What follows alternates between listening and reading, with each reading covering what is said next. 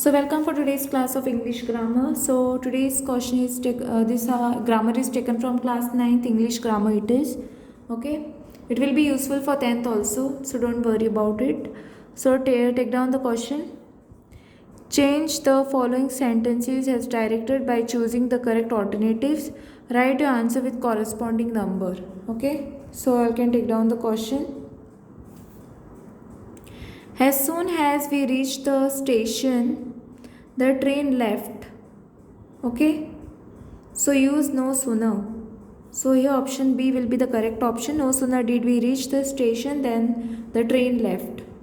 Okay. Next question is no sooner do I finish my work than I go to play.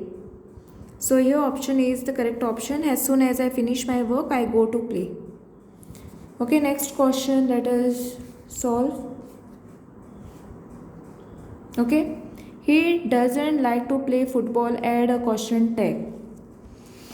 Okay, he doesn't like to play football, right? Option C is the correct option. He doesn't like to play football, does he? Then cats like milk, add a question tag.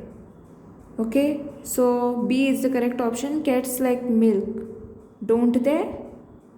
Okay, so take down this question. Okay, I hope you have understood this and thanks for watching.